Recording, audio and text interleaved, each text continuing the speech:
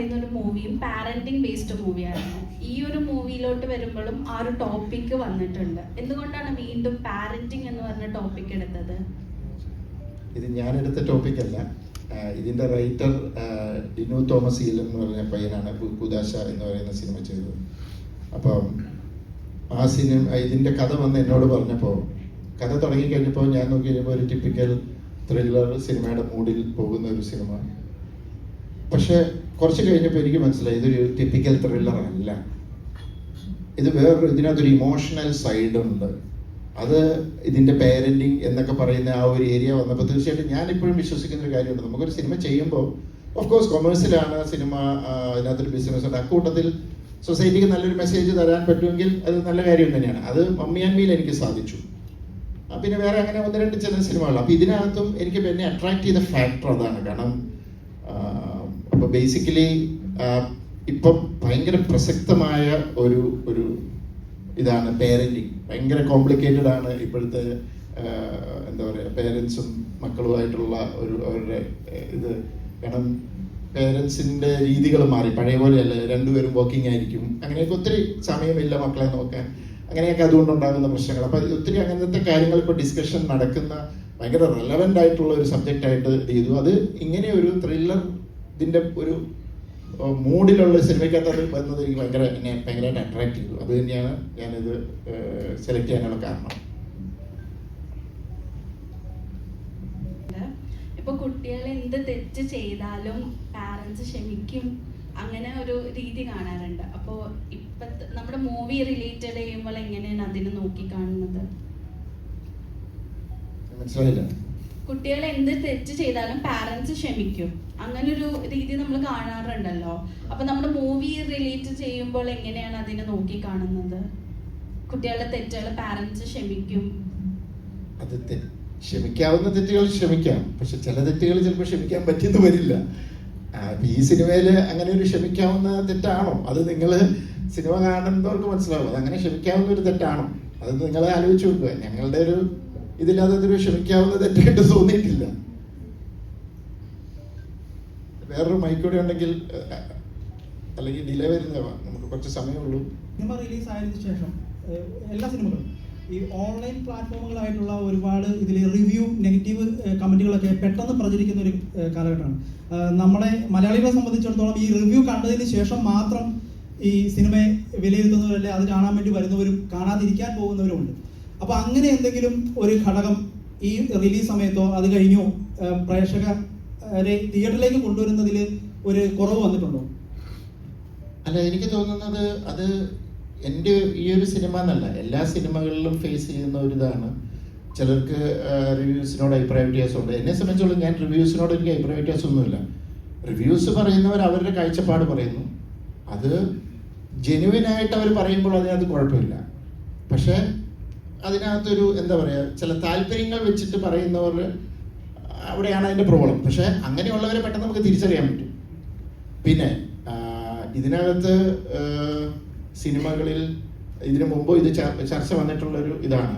അപ്പം സോഷ്യൽ മീഡിയയിൽ ഇങ്ങനെ ഒരു നെഗറ്റീവ് ഇത് ചെയ്യുന്നു, അല്ലെങ്കിൽ എന്താ പറയുക, റിവ്യൂകളിൽ ഇങ്ങനെ നെഗറ്റീവ് വരുന്നു. പക്ഷെ എന്നിട്ടും ഇവിടെ സിനിമകൾ ഓടിയിട്ടുണ്ട്. കാരണം എൻഡ് ഓഫ് ദ ഡേ ഇപ്പം എനിക്ക് തോന്നുന്നത് ഒത്തിരി ആൾക്കാർ, ഇപ്പം ഞാനടക്കം, നമ്മൾ റിവ്യൂവിനേക്കാളും ഡിപ്പെൻഡ് ചെയ്യുന്നത് നമ്മുടെ ഫ്രണ്ട്സ്, അവർ പറയുന്ന. കാരണം ചിലപ്പോൾ ഇത് നമുക്ക് വിശ്വസിക്കാൻ പറ്റത്തില്ല എത്രത്തോളം ശരിയാണെന്ന്. ചിലപ്പോൾ എൻ്റെ കാഴ്ചപ്പാടിലുള്ള അയാൾ ടേസ്റ്റിലുള്ള ഒരാളല്ല റിവ്യൂ പറയുന്നെങ്കിൽ ചിലപ്പോൾ അയാൾക്ക് ആ സിനിമ ഇഷ്ടപ്പെടത്തില്ല, എനിക്ക് ചിലപ്പോൾ ഇഷ്ടപ്പെടും. അപ്പം കൂടുതലും ഫ്രണ്ട്സും ഇവരും സജസ്റ്റ് ചെയ്യുമ്പോഴേ ഞാൻ സിനിമ കാണും. ഇപ്പം അങ്ങനെ എങ്ങനെ പോകുന്ന ഒത്തിരി ആൾക്കാരുണ്ട്. ഇപ്പം തന്നെ ഈ ഞാനിങ്ങനെ വന്നപ്പോൾ തന്നെ എനിക്ക് ഒത്തിരി പേഴ്സണൽ മെസ്സേജസ് വരുന്നുണ്ട്. എനിക്ക് അറിയാൻ മേലാത്തവരും 4-5 വർഷം കൂടി ഞാനിപ്പോൾ ഇവരെ കാണിച്ചുകൊള്ളൂ. മെസ്സേജ് ഇട്ട്, ഒരു ഓഡിയോ മെസ്സേജ് ഒരു ലേഡി ഇട്ടിട്ട് പറഞ്ഞു, ഇനി 5 വർഷം കൂടി സാറ് പടത്തെക്കുറിച്ച് നല്ലൊരു അഭിപ്രായം പറഞ്ഞു, ഞങ്ങൾക്ക് കാണാൻ പറ്റിയില്ല, ഞങ്ങളുടെ ഫ്രണ്ട്സൊക്കെ കണ്ടു, അവർക്ക് ഭയങ്കരമായിട്ട് ഇഷ്ടപ്പെട്ടു, ഞങ്ങൾ വൈകുന്നേരം കണ്ടിട്ട് ഞാൻ വിളിക്കാൻ കേട്ടോ എന്ന് പറഞ്ഞു. അപ്പോൾ ഞാൻ സർപ്രൈസ് ആയി. പുള്ളിക്കാരത്തി 5 വർഷത്തിന് ശേഷം പെട്ടെന്ന് ഓൾ ഓഫ് എ സഡൻ ഇങ്ങനെ ഇട്ടു. അപ്പം അങ്ങനെയും ഉണ്ട്. ഇത് എല്ലാ സിനിമയും ഫേസ് ചെയ്യുന്നതാണ്. അതിങ്ങനെ ഒരു സൈഡിൽ കൂടെ അതിങ്ങനെ നടക്കും. ഈ ഓൺലൈൻ മാധ്യമങ്ങൾ കാശ് മേടിച്ചുകൊണ്ട് നെഗറ്റീവ് റിവ്യൂ പറയുന്നതായിട്ട് എപ്പോഴെങ്കിലും ഫീൽ ചെയ്തിട്ടുണ്ടോ?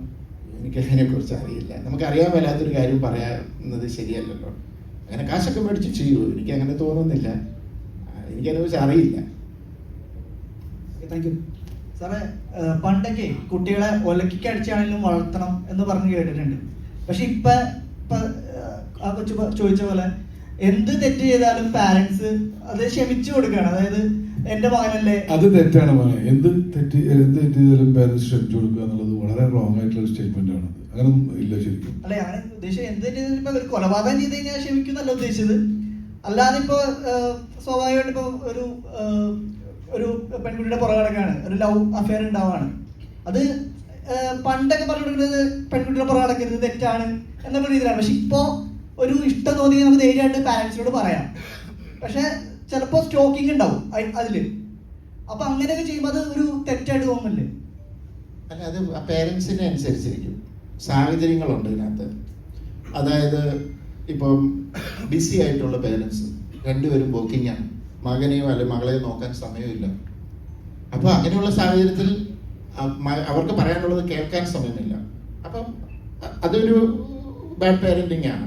പിന്നെ അങ്ങനെയുള്ളവർക്ക് എനിക്ക് കുറച്ച് കേസസ് അറിയാം. എനിക്ക് ഈ സബ്ജക്റ്റ് ഭയങ്കര ഇൻട്രസ്റ്റിംഗ് ആയിട്ടുള്ളൊരു സബ്ജക്റ്റാണ്.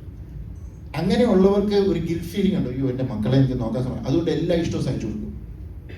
അങ്ങനെ ഉണ്ടാകുമ്പോൾ എല്ലാ ഇഷ്ടങ്ങളും സാധിച്ചു കൊടുത്ത് ഒരു സ്റ്റേജ്, ഒരു പ്രായം എത്തിക്കഴിയുമ്പോൾ ഇവനൊരു ഒരിക്കലും ഇവർക്ക് ചെയ്ത് കൊടുക്കാൻ പറ്റാത്ത വലിയൊരു കാര്യം ആവശ്യപ്പെടും.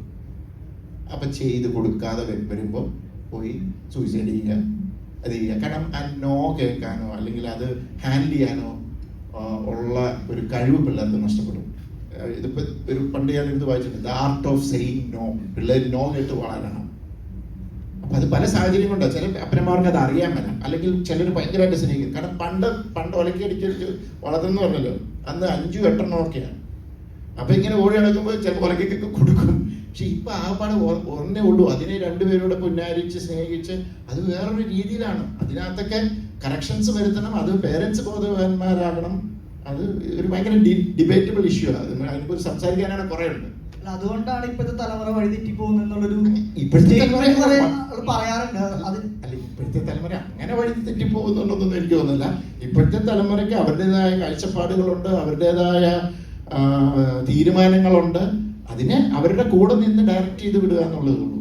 അല്ലാതെ പഴയ സ്റ്റൈലിൽ ഇപ്പോൾ പേരന്റിങ്ങിന് ശ്രമിച്ചു കഴിഞ്ഞാൽ വർക്കൗട്ട് ആവത്തില്ല. കാലഘട്ടം മാറി. കാരണം എനിക്ക് തോന്നുന്നു ഒരു 5 വയസ്സോ 6 വയസ്സുള്ള കൊച്ച് ഒരുപക്ഷെ പേരൻസിനേക്കാൾ അപ്ഡേറ്റഡ് ആയിരിക്കും. കാരണം അവൻ്റെ കയ്യിലുണ്ട് ഫോണും ടാബും. അപ്പം അതനുസരിച്ച് അതിനെ കൈകാര്യം ചെയ്യാനുള്ളത്. ഇറ്റ്സ് ഒരു ഭയങ്കര കോംപ്ലിക്കേറ്റഡ് പരിപാടിയാണ് ഈ പേരന്റിങ് എന്ന് പറയുന്നത്. അതൊരു ആർട്ടാണ്. അതിനെക്കുറിച്ച് ശരിക്കും പറഞ്ഞാൽ ഒരു സ്റ്റഡി ക്ലാസ് അല്ലെങ്കിൽ അതെല്ലാവരും പേരൻസ് കല്യാണം കഴിക്കുന്നതിന് മുമ്പ് മനസ്സിലാക്കേണ്ട ഒരു കാര്യമാണ്. അതിനെക്കുറിച്ചുള്ള അഭിപ്രായം അറിഞ്ഞാൽ കൊള്ളാമെന്നുണ്ടായിരുന്നു. എന്താ ചേച്ചിയുടെ അതിനെക്കുറിച്ചുള്ള അഭിപ്രായം അറിഞ്ഞാൽ കൊള്ളാമെന്നുണ്ടായിരുന്നു.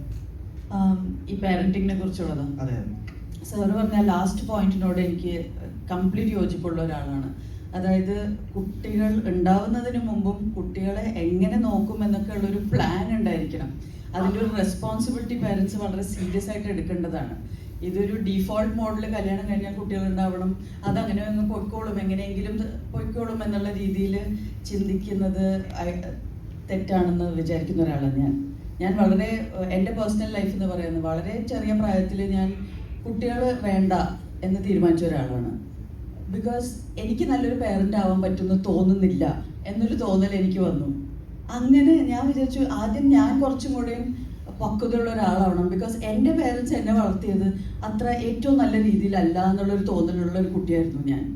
എന്നെ കുറേ കൂടെ കെയർ ചെയ്യാമായിരുന്നു എന്നെക്കുറിച്ച്. എന്ന് വെച്ചാൽ ആദ്യം ഞാൻ ഭയങ്കരമായിട്ട് ഇൻഡിപെൻഡൻസിന് വേണ്ടി ഫൈറ്റ് ചെയ്തൊരു കുട്ടിയാണ്. അപ്പോൾ അവർ അവസാനം നോക്കിയപ്പോൾ എല്ലാം തന്നെ ചെയ്യുന്നുണ്ട്, എന്നാൽ ചെയ്തോട്ടെ എന്ന് വിചാരിച്ച് വിട്ട പേരൻസ് ആണ്.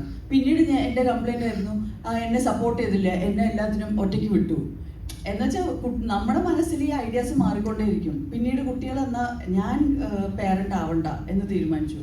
പിന്നീട് വിചാരിച്ചു ഓക്കെ ഞാനിപ്പോൾ ഒരു കരിയർ പേഴ്സണാണ്. കരിയർ ഏറ്റെടുത്ത് കഴിഞ്ഞാൽ ഒരു ഡിസിഷൻ ഉണ്ട്, ഒരു കരിയർ പാത്ത് ഏറ്റെടുക്കണോ ഒരു ഫാമിലി പാത്ത് എടുക്കണോ.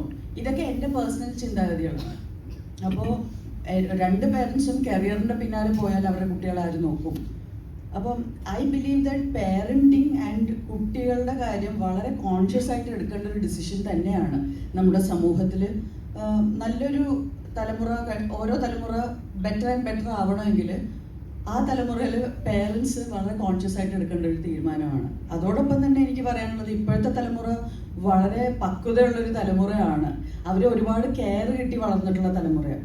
ഒരുപക്ഷെ എൻ്റെയൊക്കെ തലമുറ which is called a very short phase ആണ്. മില്ലനിയൽസിന് തൊട്ട് മുമ്പ് 76 to 83 എന്ന് പറയുന്ന ഒരു കാലഘട്ടത്തിലുള്ളവരാണ് ഈ തല്ലുകൊണ്ട് വളർന്നവർ. എന്തിനും ഏതിനും അടി, നിങ്ങൾ തെറ്റ് ചെയ്താലും അടി, നിങ്ങളോട് ആരെങ്കിലും തെറ്റ് ചെയ്താലും നിങ്ങൾക്ക് അടി എന്നുള്ള ഒരു ടൈപ്പ് ഓഫ് പാരൻറ്റിങ് ആയിരുന്നു. സ്കൂളിൽ അടി കൊള്ളുമായിരുന്നു, ചൂരിലുകൊണ്ട് അടിക്കുക, അതൊന്നും ഇപ്പോൾ ഇല്ല. അപ്പോൾ ഒരുപാട് കെയറും റെസ്പെക്റ്റും കിട്ടി വളർന്നിട്ടുള്ള ഒരു തലമുറയാണ് ശരിക്കും ഇപ്പോൾ ഉള്ളത്. അതൊരു പക്ഷെ നല്ലതായിരിക്കാം, നമുക്ക് ഓരോ തലമുറ കഴിയുമ്പോഴേ അറിയുള്ളൂ. പിന്നെ ഇപ്പോഴത്തെ തലമുറ തലതെറിച്ചതാണെന്ന് പറയുന്ന ഒരു ഹെഡ്ലൈൻ എല്ലാ തലമുറയും കേട്ടിട്ടുള്ളതാണ്. അപ്പോൾ അത് വെറുതെ ഒരു ക്ലീഷ്യ സ്റ്റേറ്റ്മെൻ്റ് എന്ന് എനിക്ക് തോന്നിയിട്ടില്ല.